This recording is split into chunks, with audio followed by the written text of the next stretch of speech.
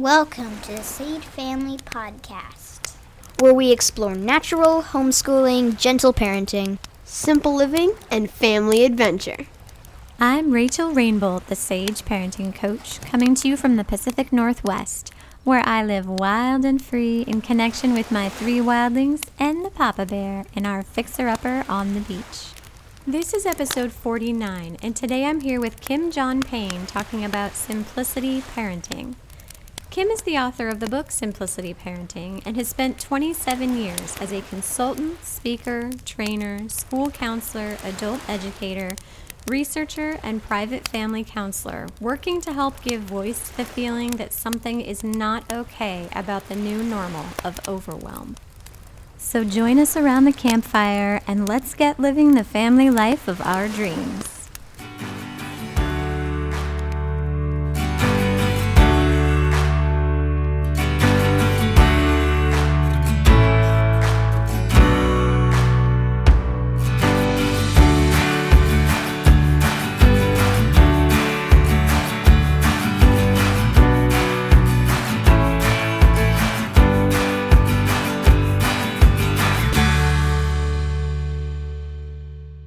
A warm, enthusiastic thank you to all the new patrons over on Patreon.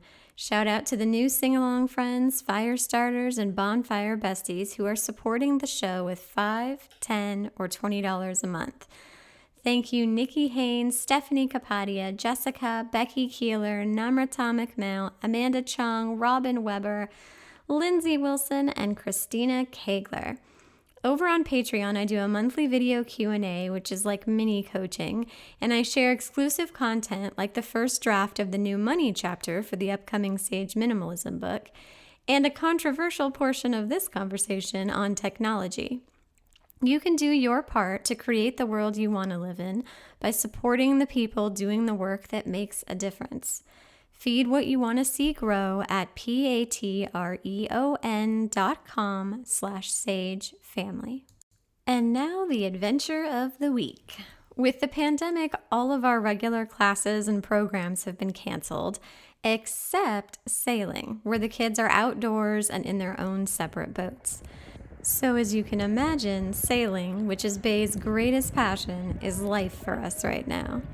All summer, I brought Bay and his best friend to their race team clinics 2 days a week for 4 glorious hours, which became my sacred writing time. Sitting there at an isolated park table on a dock overlooking the sailboats on the bay with my laptop and sun hat was exactly what I needed to reconnect with the book writing portion of my brain. By summer's end, the chapter on money, which at 75 full-sized pages might be a book on its own, was completed, and it feels so good. The fall program starts this week, and while it's only 3 hours twice a week instead of 4, West will be joining too. Home is going to be the next chapter I dance with, as in how to create and maintain a minimalist family home, and I'm so excited to get started, as is West. If you want to see photos and videos of our sailing days, then head on over to sage.family on Instagram and follow along. Our little obsession right now is the series World's Toughest Race Eco Challenge Fiji.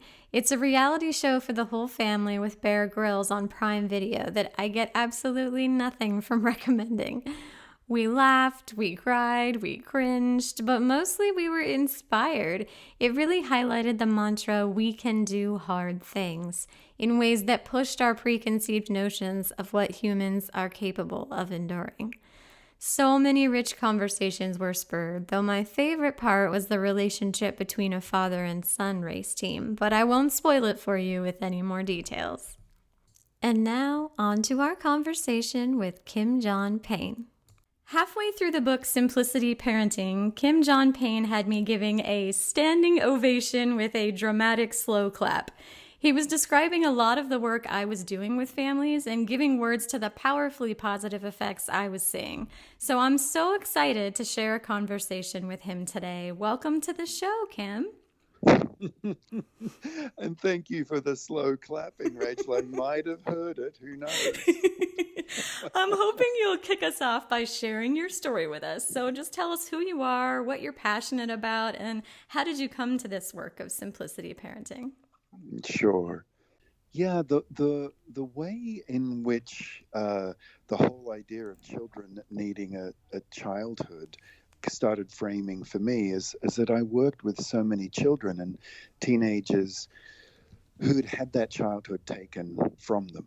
I worked in group homes with teenagers who'd come from some very violent and very, very difficult backgrounds.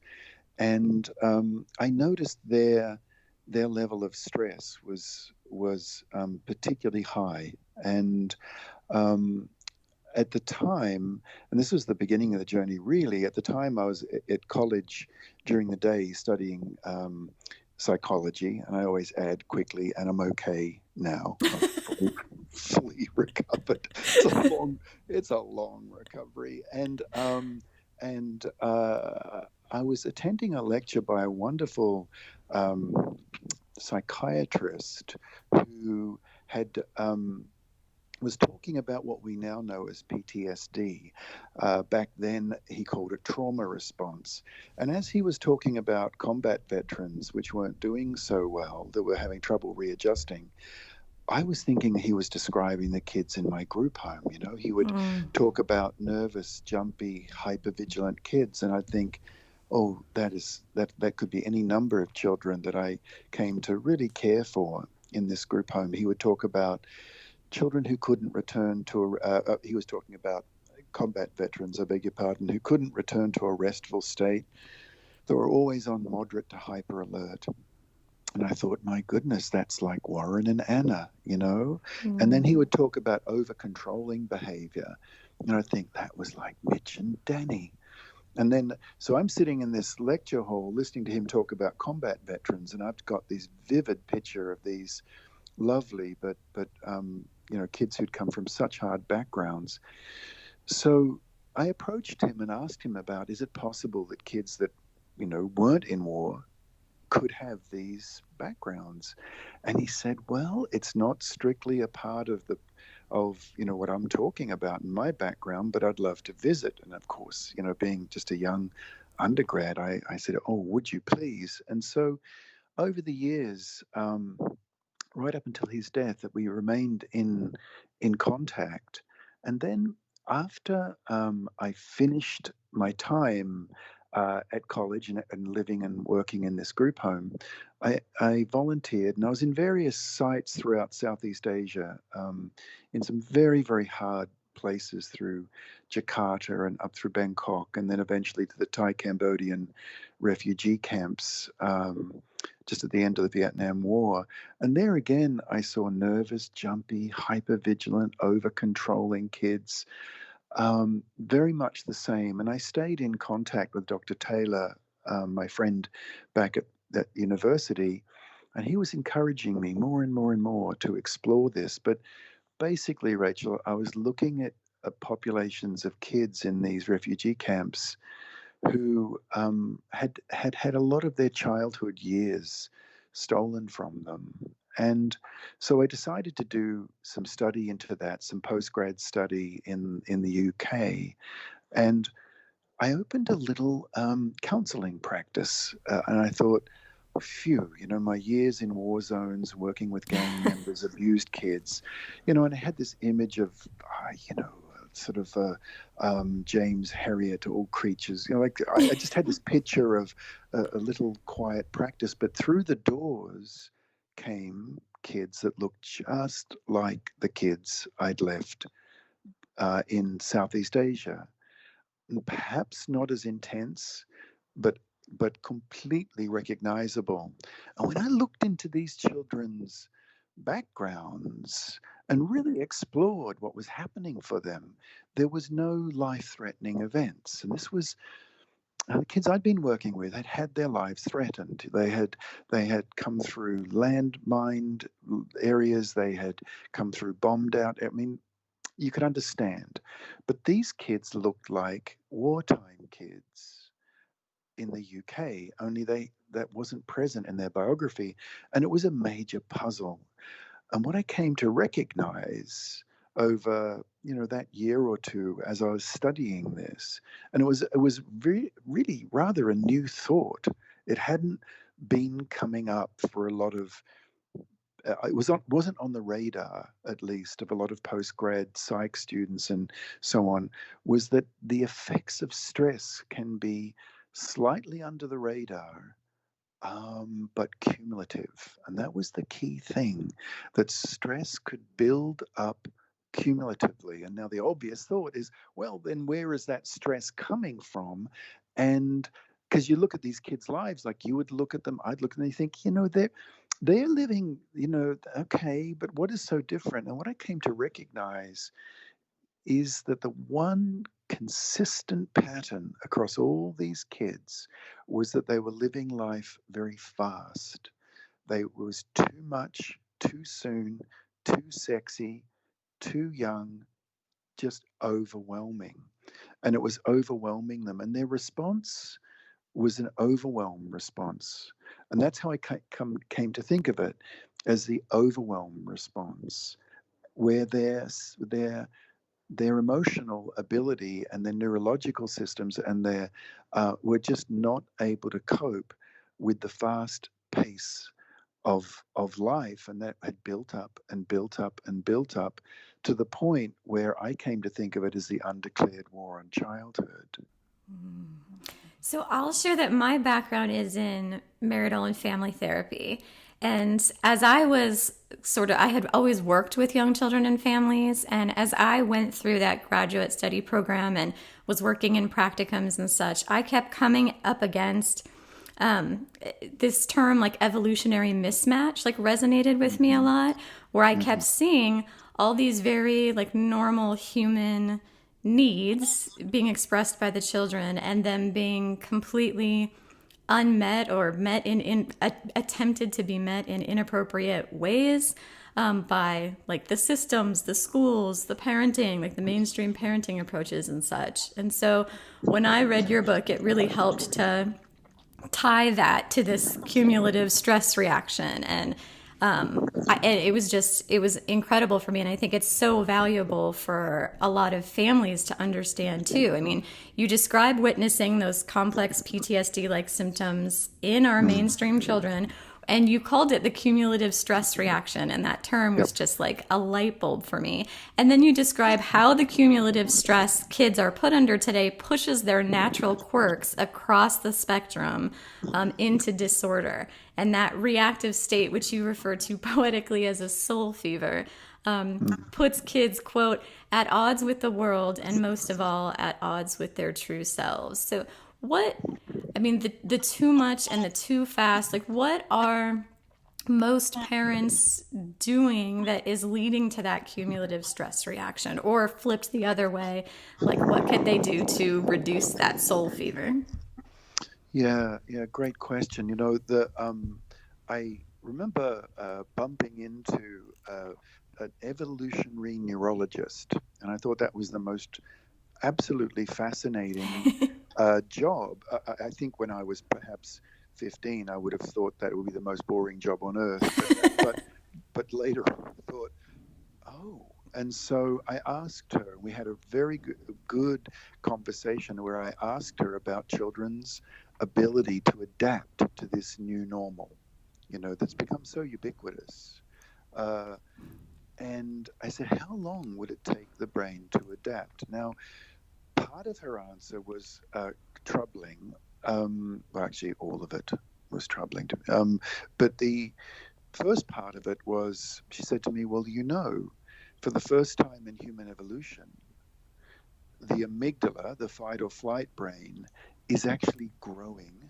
Its activity is growing, and its actual size within the brain's system is growing.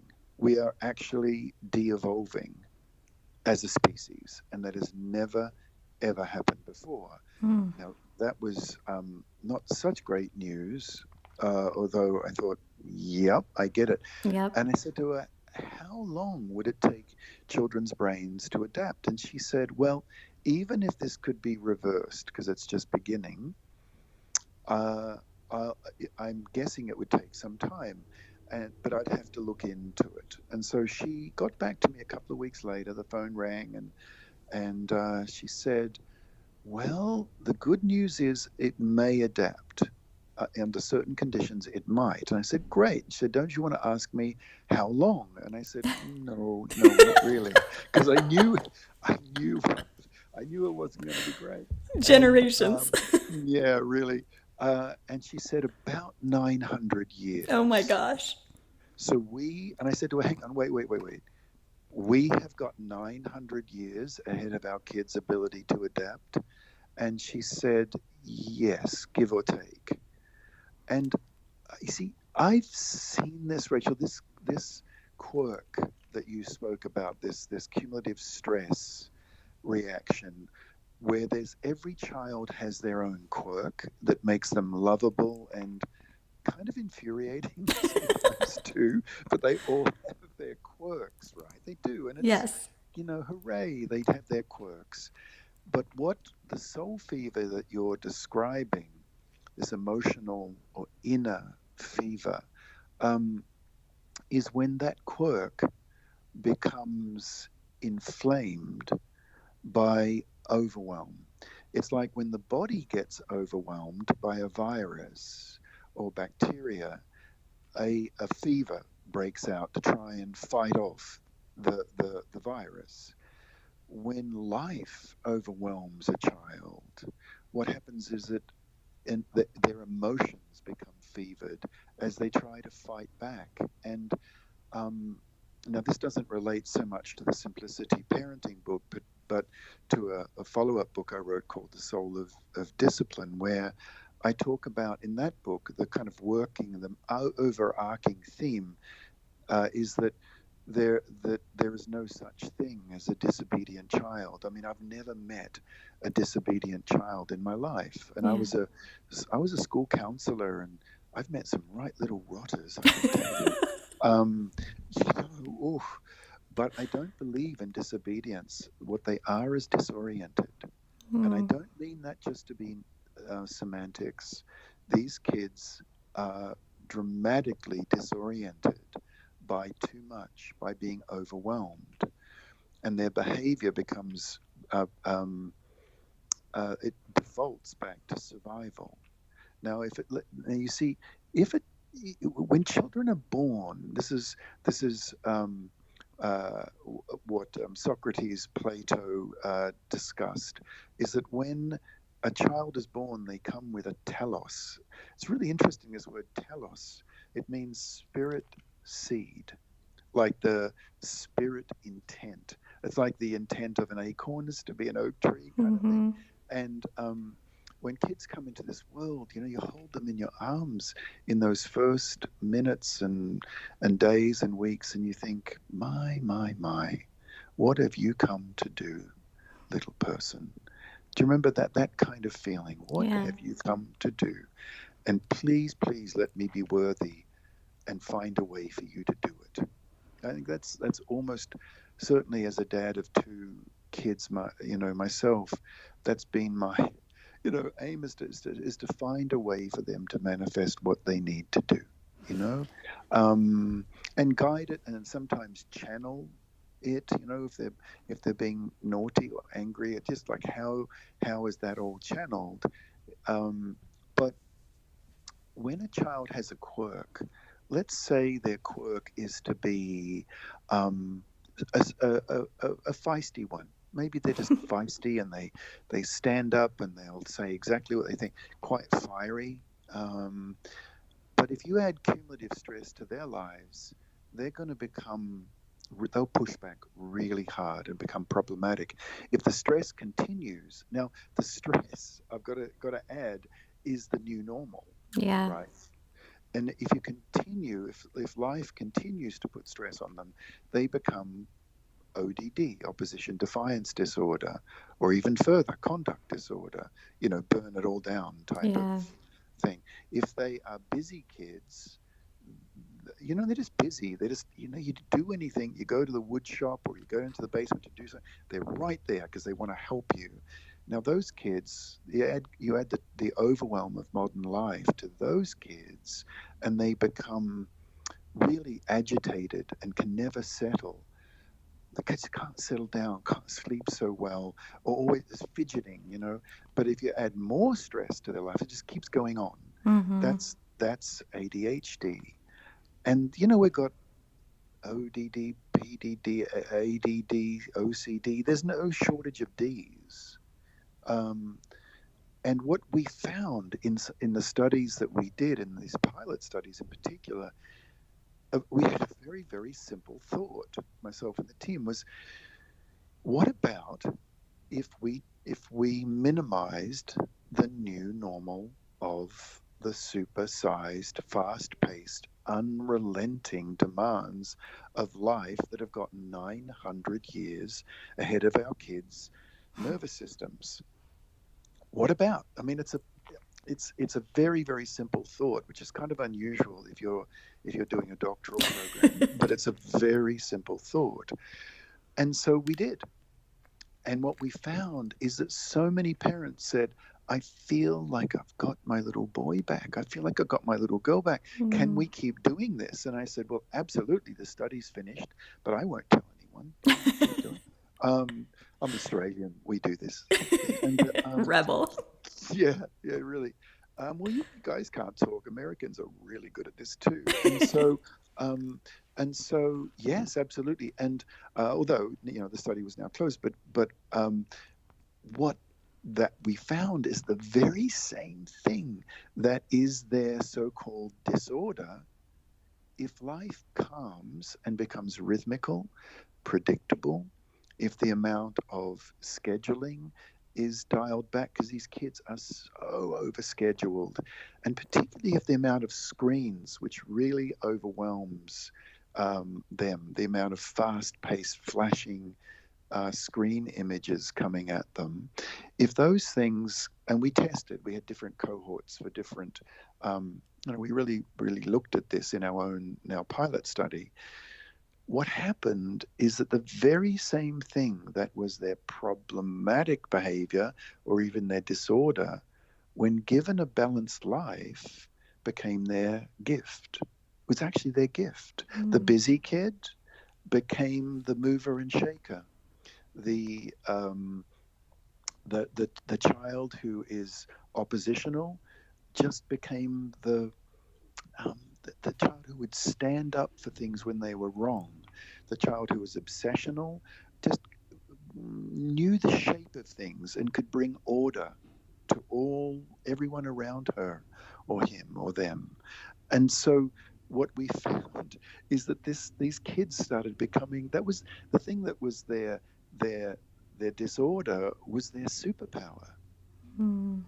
But it was up to us and as to how that was going. Now, this is not universal. I'm not claiming this to be universal, but I'm also not denying there is such a thing as these disorders. Okay, I get that. I get it. It's true. It's true. But if we dial things back enough, at least, you see, when people like you, Rach, and other folk, when they work with these kids, there's enough malleability for them to be able to receive the good help they get, the therapies they get, the education they get. We found these kids actually on one study that we did of children who were above the 92nd percentile in terms of ADHD, which I think is such a silly term, attention deficit. It's attention excess. It's got Yes, nothing it to do with is. deficit, but it's also prioritizing. I call it attention priority issues because a lot of these children just have far away. I call it far away attention when they have peripheral attention when they need it to be at the point. So I think of far away attention, neighborhood attention, and home attention being right there. But some of the greatest discoveries ever made were people who were daydreaming and had far away attention. There's nothing wrong with that. It's just a problem if you're thinking about you're thinking about pizza while the teacher's talking about decimal points, right? That's then the issue. But we found that these dear children um, were able now to thrive. And the one, again, linkage, the defining factor was that now they had that the amygdala had calmed, the fight, flight, and I would add freeze or flock tendency that the ancient reptilian brain was basically saying, life is moving too hard, you are under threat, your village is burning down, flee, fight, freeze. That message is the message that many children get through the pace of life. So the amygdala is like the reptile, it's like the lizard king. It's like a king, a lizard with a crown, and the lizard is running the show. When we dethrone the lizard and we say, you know what, you can just stand down. You don't need to be the sovereign of this child. You just do not. Like, it's almost like a shush shush shush shush shush. And then the child's frontal lobes, empathy, humor, new learning. These children's grades jumped in 4 months on average, a grade level and a half. This was what we tested, and people were amazed. And to be honest with you, I was not amazed, because now their frontal lobes were free to function properly. Now, and the thing that I noticed with all these kids is that they had a good sense of timing. The child who was feisty, who was getting into trouble and teachers were sending them out the room and all this kind of thing, they were still outspoken, but they had the sense of the right time with the right person at the right volume. Yes, it becomes a strength. That's it. It's a strength, and even, honestly, it's their genius. It's their superpower. Yes. Yeah. You see, that's the thing. The empathy starts to come forward. And that is also the thing that, to this day, after 30 years of working in this, still is a scary thought for me, of how many children are not being allowed to develop their humanity, because empathy and humanity ride in the same carriage. Yeah. And so when we don't have empathy, when we don't care about the feelings for others, all kinds of very strange things can happen. We can elect very strange officials to high office. we can do things that dehumanize others.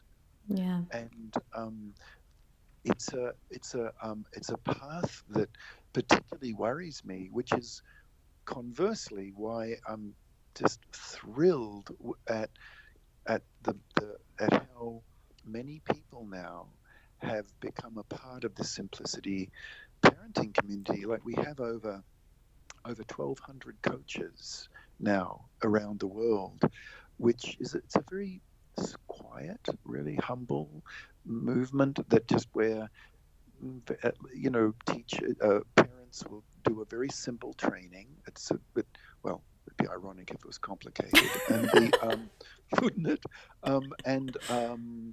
And just convene in church halls, in school rooms, in lounge rooms, simply supporting parents to simplify. And that is completely thrilling for me, because although it started small, my goodness, it's gathering so much momentum now. And I can see in time, my hope is that this will play a small part in rehumanizing and opening the pathway to true humanity and empathy in the world. That's my lofty hope, and that's one that, I think many of us, all of us perhaps, share. Yes, because we can't live in empathy and authentic human connection if our amygdala is driving. If we feel like we have to be in survival mode just to stay afloat in such a fast, tumultuous current. That's it. And so in a sense, the simplicity in giving children simplicity and balance, it's a like I mentioned before, this rather grim picture of I felt there was an undeclared war on childhood, but actually, there's nothing much we can do about war in the world. When we hear these reports, it's somewhat overwhelming to hear them. But uh, the what we can do is declare peace in our homes. We can do that, and we don't necessarily have to do anything. This is what people have commented to me over the years. A Simplicity Parenting book is, they say, well, reading that, it was a really unusual parenting book because it's not telling you to do anything. It's telling you and suggesting do less. Yeah. Now, I'm not suggesting that's always easy, because if you've got, your own parents or parent-in-laws, let's say your own parents are really saying, well, I really think they should have an iPad, dear. I mean, after all, they're starting kindergarten now, and all the other children will have iPads. And I think to look at one's own mother as the grandmother of your children, and for example, and say to her, Mum, you raised me to be a young woman of values, and thank you. And these are my values. It's your fault. It's right? Yes. It's got to do. I write about this actually there's a new edition of Simplicity Parenting, which is coming out, I think, next week, very, very soon. And it's got an extra kind of two chapters, more or less. And one of them, is all about simplifying and clarifying family values. Because I hear a lot about having a child-centered home, and I some of the dearest people have said that, so I get what is meant. But honestly, I think having a child-centered home, like centering everything around a child, is just too much responsibility for little ones. Yeah. It's too much. It's just too much for them. What I have come to understand is that our homes need to be value-centered, not child-centered. They need to be centered around our values, and that's what I write about in the new edition, in that chapter, because there's always been these 4 pathways of simplicity, right? And I didn't invent them. I just watched where parents would feel successful, and it was kind of organic and doable, and it emerged over the years, these 4 pathways of decluttering in a home and having a simpler environment in terms of clutter. Well, so let's go into all 4 of these, because I wanna give parents a little bit of the details in terms of like your specific recommendations. So this is a perfect segue, because your antidote for that stress that we're talking about is simplification, and the first of your 4 levels is simplifying the environment. So let's start there. As homeschoolers, and now that we've all been living under stay-at-home orders, the home environment is even more potent than it probably is for most families. You suggest that parents, quote, gather all of the toys, half them, then half them again, then perhaps once more. Why do you recommend that? And then what kind of materials do you recommend for the playscape? Well, it's an interesting question, and like many things, it's come into really sharp relief now, given the times we're living in. So one of the things that for years and years and years now, parents have been discovering who have been open to this idea of simplifying, is that when you simplify books, toys, clothes, and you simplify toys down to maybe a dozen toys, particularly simple toys that don't do very much. Because when a toy doesn't do very much, in other words, you push a button on a battery-operated thing and it does it for you, it's a very passive toy. But when it's construction material, cloths, blocks, when it's simple cars and trucks for little children, when it's just simple toys that children have to activate themselves, that leads to, a lot of parents have really noticed this. They say, it was so weird, Kim, or they say this to our coaches, it was so strange. When we did this toy cull, our children started playing better together. Yeah. And that's so strange. The average American child has has 150 toys per child. And that means the 3,000 piece Lego set counts as one. And they are buried under a toy mountain, these kids. And when we have fewer toys, and this is the key thing, that are simple, what happens is that the children start to pour their imagination into the dolly, into the trucks, into the toy, into the construction material. And as soon as they start doing that, their limbic system is activated in their brain. Now, the limbic system in the brain is a marvelous part of the brain, because that's where partly our cooperation and collaboration and creativity, the 3 C's, come together. And children just naturally start playing better together, because they're now in a whole different part of their being. But here's the thing about the times we're living in. I would add to that now, because I still have a private family counseling practice, and I speak to people all over the world. So this is not, North American centric or Eurocentric in any way. I speak to people all over the world, all sorts of from all sorts of racial, ethnic, and economic backgrounds. And one of the things that many, many people have commented on is when they declutter, how calm things are in the house. Now, and how organized, and it gives this feeling of peacefulness and organization. And my celebration for that family, every time I hear it, I never ever get used to this. I still give a little kind of just a little sort of celebration for that family, is that in a world that is increasingly disorganized and kind of chaotic out there. Yeah, it's chaotic out there at the moment. In here can be organized, regardless of one's economic, racial, no matter what it is. It crosses across all boundaries to very poor people in Indian subcontinent, who I'm just speaking with yesterday, actually.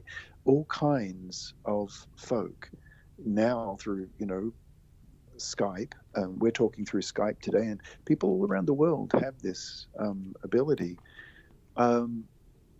It gives a feeling of organization. And when a child feels that even though out there's chaos, in here, in our home, there is an orderliness. Then again, the old lizard king isn't tempted to reach for its crown. Yeah, that we can create an atmosphere in which we are living our values in our home, no matter, regardless of what chaos or unconscious values are playing out in the world around us. I think when kids are younger, and a family would call me in to do coaching in their home, I would get a lot of kids for whom the parents would say, like, they're just dumping everything, or they're not playing with anything. And there was sort of this, like, if one set of blocks is good, then 3 varieties of blocks is better. And I just found that I was just perpetually going into these spaces and sort of doing what you're describing, like move everything out and then just bring in 1 set of toys per shelf. Like there were like 20 things per shelf, just put 1 set per shelf. And then like the aggression dropped by like 90%. And it's amazing, isn't it? Yes, it's remarkable how powerfully the environment affects us. Same with clothes and all the arguments about clothes, books. I mean, I basically subscribe to the philosophy that what is rare is precious, and books for me are so precious. So let's make them rare, and let's have a child have 4 or 5 books, not 50 or 60 or 4 or 500 books. It's let them have just a few, and they read them over and over and look at those pictures again and again until 2, 3, 4 weeks go by, and then maybe one book comes in and one book goes out. Because after all, the books, you've still got them, but they're in a cardboard box up in the top shelf of your wardrobe. And when that book comes back, or when that toy comes back, when there's like the toy library, the book library, it's like an old friend is coming back. And in that way, we also make, frankly, one makes a stand against rampant consumerism and against the overwhelming power of marketing. That rotation can be really helpful. And I've also found a shift from like a focus on ownership, which sort of leads to this drive for acquiring more and more, to something serving us for a season, and then things just sort of move in and out more easier. So for example, we partake in the library, so books are coming in and out on rotation, and if there's one that just becomes so precious and gets checked out over and over again, then we might purchase that as a Christmas gift or something, and that's one of the ones that stays. Or like our Buy Nothing group, most communities have a group where you can post things that you're done with, and another family will come and the children will come and pick it up, and it'll get a whole new life, and vice versa. If you need something specific, you can ask for it in those groups. So like in my Sage Homeschooling book, I have a list of materials, but I state emphatically that we don't have them all at once. So like we might have oil pastels for a season, and the kids will use those and create all kinds of amazing art, and then they'll stop playing with them. So we'll put that in the Buy Nothing group, and maybe we'll ask if anyone has a bunch of watercolors laying around, and we'll bring those in. So just to allow like this flow or movement of those materials and toys, like to not cling to them so tightly, I guess, has been helpful for our family. That's wonderful. You know, someone said to me that like the buy nothing groups, those kinds of groups, and the simplifying groups, they said to me, simplicity parenting is thoroughly subversive and un-American. and I said to them, made me smile, and I said to them, actually, not really. It's not un-American. It's pro-human. It's not on anything.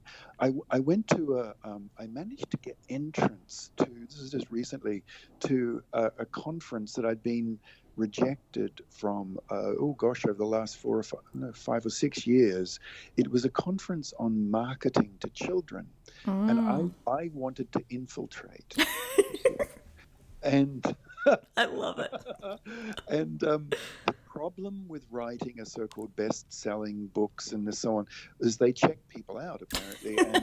And there I am on Good Morning America speaking totally against what they're doing. So anyway, I could never get in. Now, this year they went online, and I subscribed. Actually, I've got to be honest, in my wife's name. But anyway, I subscribed, and I got in. Rachel, I got in, and and it was worth the very, very expensive price of the ticket, because just for two words, we are no longer referred to as parents by marketers. It's not a term you hear all that much. Our new name is purchasing friction. Right? That's our new name, and the conference's by far most popular speaker spoke about the removal of purchasing friction from children's lives. Oof. That's the removal of us. That's the removal of family values. Now, back to your No Buy Club, back to simplicity parenting, balanced life. We now are a part of our children's lives because we've said no to these very, very nefarious marketing forces that spend $16 billion a year on the removal of purchasing friction. Mm. And now our values have a chance of standing centrally within the family's ethos and not market-driven, gotta have stuff, which is very often developmentally extremely inappropriate, Yeah. and just straight up not helpful for a child as they grow. Really, they just need, I mean, even need is a strong word. Ideally, like we just have basically a set of magnet tiles and a set of Lego minifigures that stay in our possession.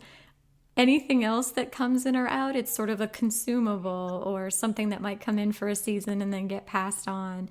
But really, like when it comes down to it, honestly, those are the only two sets that I can say we have had since our first kid and have been consistently in our home. They're open-ended, they become all sorts of things. They change, they're durable, they've lasted a long time.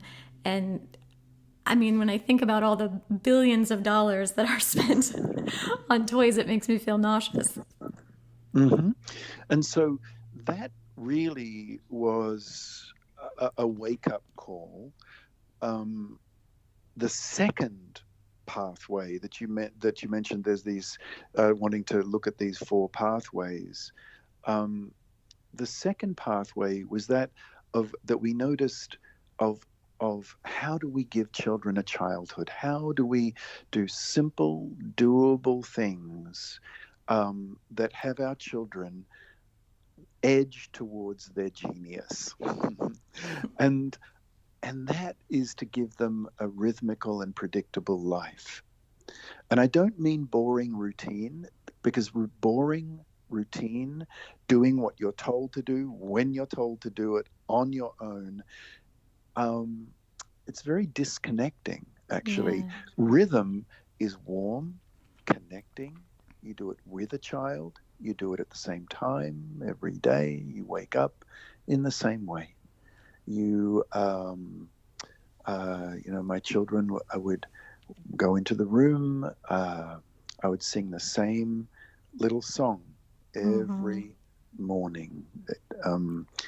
'Tis a gift to be simple, 'tis a gift to be free. That one. Every morning.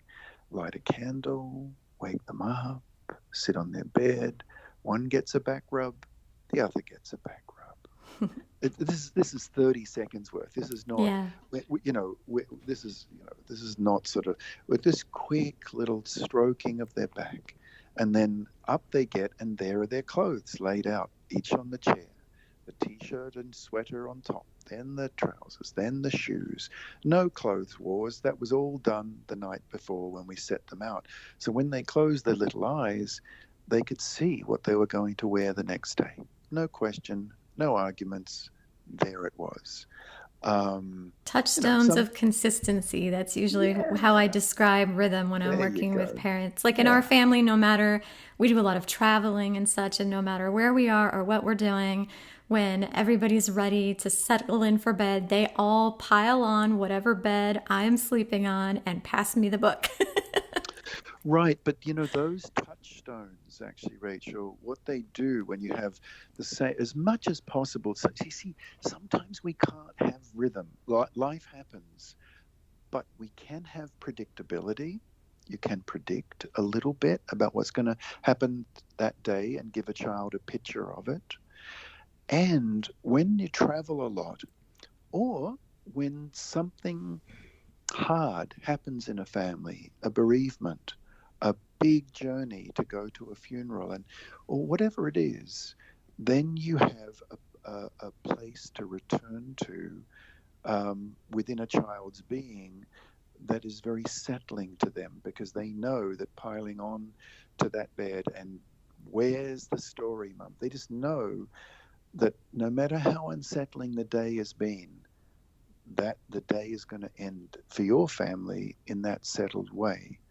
And that rhythm and predictability, again, has a child be empathetic, more empathetic, has them bouncing back from the rough and tumble and bruises, emotional bruises, social bruises they have in their life, because they've got this pillar of predictability. And we very much work on that and making it doable. Honestly, sometimes, just doing the simplest little thing like having a thank you to the farmers at dinner time. That's a point of predictability. It doesn't have to be fancy and big. These are very doable, simple rhythms. And children calibrate toward them. So, for example, like if my kid, if one of my kids is, I sense that they might need like a quiet moment of connection, I might offer it, and they might say like, "No, I'm good. I'm really focused. I'm working on this project, but I'm aware that there are only 2 hours until our book time." Like they adjust their expectations and the way they allocate their energy toward those touchstones. Exactly. Exactly. And so if we can give a child the best we possibly can of rhythm and predictability. Now, in modern times, let's come back to today and what's going on with health crises, social crises. When a child has rhythm, they have this, you as best we can do it. Out there, life has become very arrhythmical. Kindergartens are coming back to school, and then children get sick and everyone home. Colleges are going back and then everyone home. And then life is changing and stores are closed, then they're open, now they're closed again. And we have the world out there with not much to stand on. And that's stressful for a child. But in here, if we can say, you know what, I've always struggled with rhythm, or maybe that's not so possible for us, or we do a little bit.